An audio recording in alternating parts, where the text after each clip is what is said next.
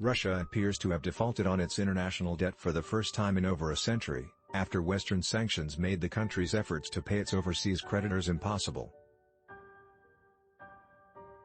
Like any country, Russia sold bonds to investors abroad and at home to support its economy, promising to pay interest in euros and dollars.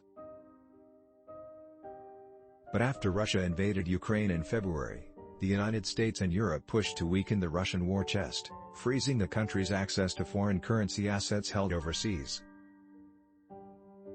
This put Russia on default watch as early as the spring. But Moscow kept paying its debts from currency reserves at home. In May, however, the U.S. Treasury blocked even those transfers to American investors. With that, two Russian interest payments, worth about $100 million combined, got stuck after Russia transferred them out of its coffers in May. On Sunday night, the clock ran out on a grace period for these payments, and several reports say bondholders have not received this money, meaning a default.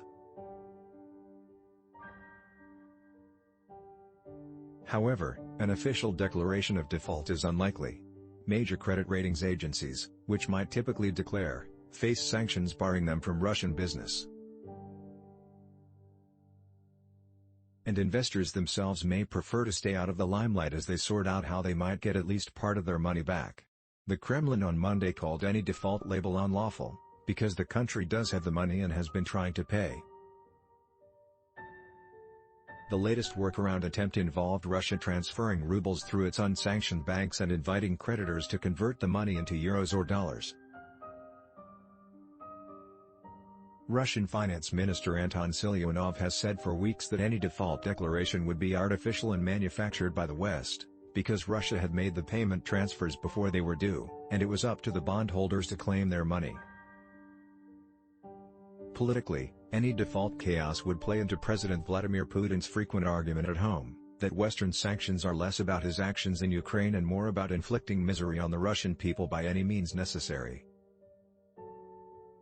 The U.S. and Europe, for their part, argue Russia fully controls its financial fate by refusing to stop its war in Ukraine.